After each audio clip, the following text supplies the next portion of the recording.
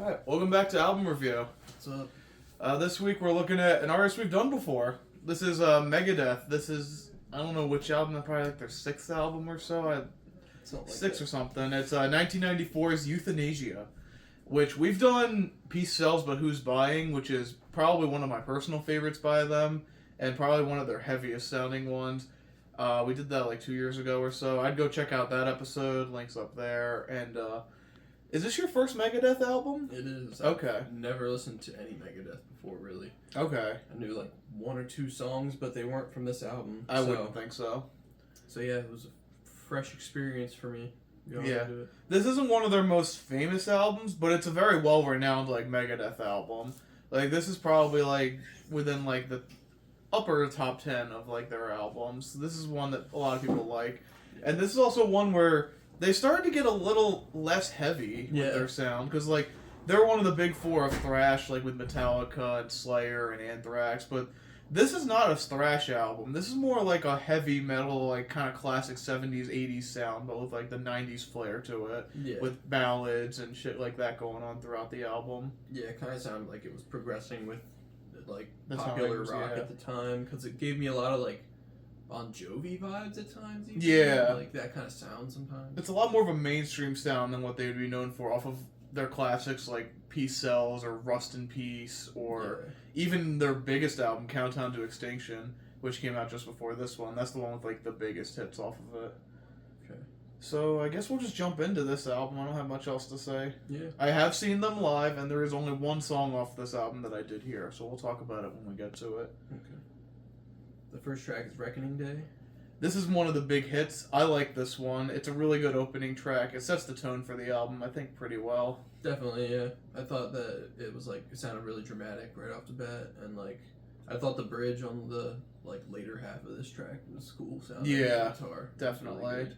All the guitar on this album was really, really good to listen to. Yeah, I think who was in the band at the time? Because Dave plays guitar, but there was somebody else on guitar. Oops. Megadeth is one of those bands that's constantly had like a rotating cast of people in it. Yeah. And one of like this is one of their most famous eras, but let's see if I can find who's on here. But yeah, I think like the first track is really good. I think it sets the tone very well, like I said earlier. Yeah. What's the next track? Train of Consequences. This is another one of my favorite ones. This one is like that really one. fucking good, I think. Yeah. I just really liked the chord progression on it. It had like a grand sound to it on the chorus. Mm-hmm. And then it would go back to like the grittier, like short power chords on this verse. It sounded good. Yeah. Yeah, here's the lineup. So it's Dave Mustaine on singing and guitar. Marty Freeman's the other guitar player. He's one of their most famous guitar players they've had in the band. Okay. I think I've heard of that. Yeah, you've probably heard of Marty Freeman before. Nick Menza was on bass he was on drums. This is after Garth Samuelson was fired, who was on Peace Sells. And Dave Ellefson's on bass. He was one of their most famous members. He was removed in later years. So there's a reason me and Luke kind of jokingly refer to Megadeth nowadays as Dave and the Gang. Because it's really just Dave Mustaine and whoever the hell he can get on the album. Yeah. Which isn't always a bad thing, 'cause I like some of the new stuff too. Mm-hmm. But then there's the next track, Addicted to Chaos. I like this one too. Yeah, I did like this one too. This is one of the ones I added for later. Yeah, this one and Train of Consequences have like a really cool guitar sound in the beginning. Yeah, they both. Yeah, they are similar vibes. Those two songs, definitely. And then there's the next one, which is the biggest hit off the album, A Tout Le Monde. Okay, I didn't know that. Yeah, on the mix on Spotify we have, it doesn't say it's the most famous track, but like you go on their like Spotify page, this is like probably number 5 on there. Okay. This song's fantastic.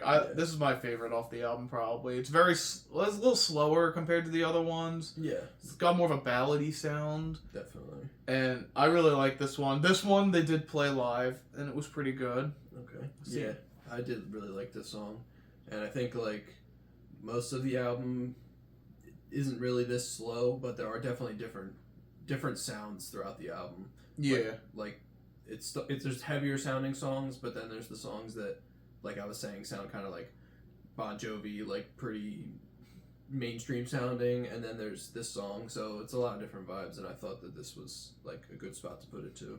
Definitely. And like this song had some controversy. I read on an article back in the day. People thought this song was like encouraging people to like kill themselves. Oh. But no, in the song Dave actually came out and said this is about like a mother like coming back and be able to say like I love you to her kid one last time.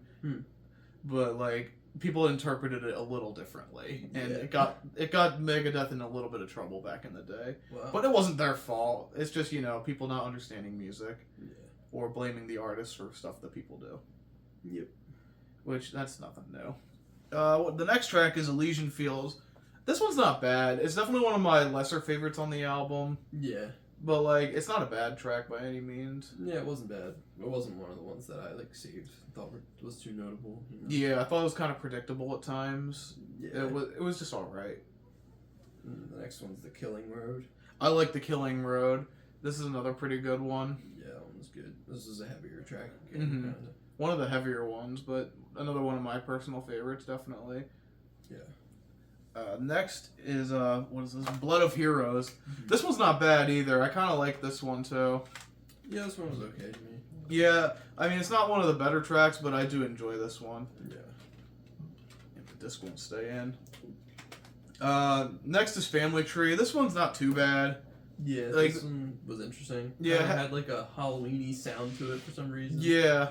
This one's alright. It had some like weird lyrics in there. It's kind of sounded like an incest song at times. I don't know if that's what it's about, but yeah, it kind of gives that vibe at times. So it's kind of a weird one. Yeah, definitely. And then next is Youthanasia, the title track. This one's probably my least favorite on the album. Really? Honestly, yeah. This one's one of the weaker ones to me.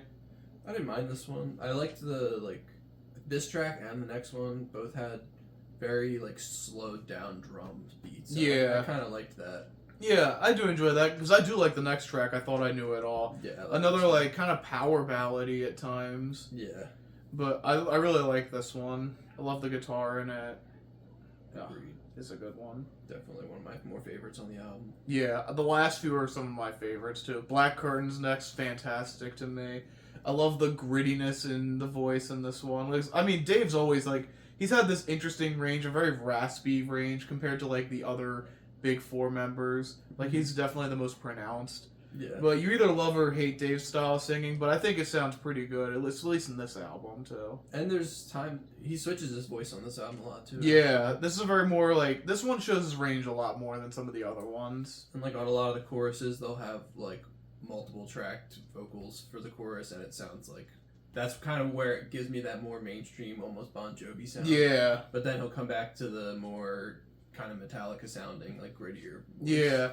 Because like this is stuff you wouldn't hear off of Rust in Peace, or maybe not Rust in Peace, but like Peace Sells, like one of their first albums. This is not you would not hear layered tracks like that. It would be a lot more straightforward. Okay. And then there's the closing track, Victory, which is one of my personal favorites. Yeah, it's a great, really good outro, I thought. It's a banger. And this one, you wouldn't know this, but the lyrics make constant references to other songs in their discography. Oh. Like Black Friday's mentioned, Peace Sells is mentioned. I'm trying to think, The Conjuring's mentioned. Like, they mention a lot of stuff from, like, their first album, Killing Is My Business, up until this point. That's cool. So I think the lyrics are really fucking cool just because of that. And I love Dave singing on this song. This is a really tight song with the instrumentals too. Yeah. And it's definitely one of my favorites. And this is like towards the later part of their, I guess, the album, or not album, the band's time frame, like... Yeah, I mean, they're still around today. Oh, wow. Yeah, so I'd say, like, the halfway point is, like, towards the late 90s, early 2000s, when they were starting to, like, kind of fall apart musically-wise. Okay. But they pulled it back together, definitely, from the late 90s, early 2000s era. And I guess bleeding into Final Thoughts, like, this is a pretty good Megadeth album. It's not my favorite. I like Peace Sells better. I love the more aggressiveness, and... I don't know. This one has a lot of bangers on it, though. I'm not saying this one's bad, because I think this is a good album. I did not really know what to expect with Megadeth. I guess I definitely expected it to be a heavier overall than which makes sense. So I was just, like, kind of pleasantly surprised by this album, though. I definitely liked it. It was just great to listen to. All the guitar was really good. Mm-hmm. And I thought the drums were doing, like, different cool things on each song. It was a good sound overall. I thought the singing was good too. I liked his voice. So. Mm-hmm. Yeah, I think I love Dave's voice. I know some people don't like it, but I think at least on this album, even it's really good. Yeah. And yeah, I don't really have anything else to say about this album. I recommend it a lot. I think people should check it out. Even if you're not into like the heavier side of like thrash metal, Yeah. check this album out. Like it's not their best album, but it's really fun to listen to.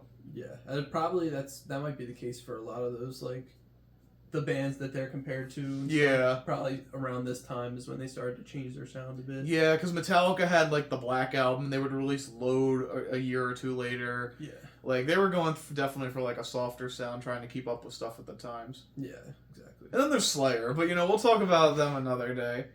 Let's get to ratings. I'm gonna give this one just a solid 7.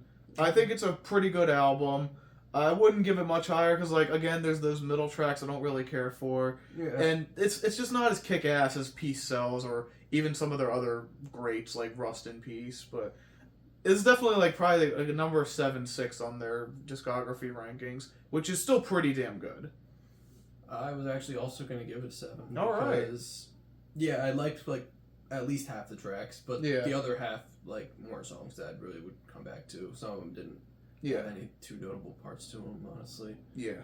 But yeah, it was a good first Megadeth experience, and knowing that it's not too similar to a lot of their other music, makes me want to go listen to some of their earlier stuff too now. Yeah. So. I even like new Megadeth stuff. Like their album that came out a few years ago, The Sick, the Dying, and the Dead. That one's pretty fun. Like it's not as good as this one, but it's a fun album, and I'd recommend that one even. But really, you can't go wrong with most Megadeth albums. There's a few that are kind of duds, but there's a lot of good ones. I've heard of them for like the longest time too, and just never really went to go check them out. So I'd never heard any of their music until now, surprisingly. But I should probably check out their other stuff. And before we get to the next album for next week, this is actually the very first artist I ever did listening to all their discography of. Oh wow! Megadeth was where I began, and at the time, like, I thought they were cool and I really liked the sound, but it's refreshing going back to some of these albums I haven't listened to in probably 5 years at this point.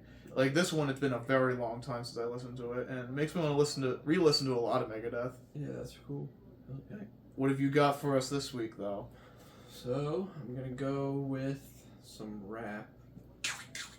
It's gonna be Mad Villainy. Oh, fuck yeah! Madlib and MF. Oh, shit. I think this is our first collab album we're doing. Really? Yeah, I think surprisingly it took us till now. I was just thinking about that the other day, too. Damn. So yeah, they actually went by the name like Mad Villain for this album.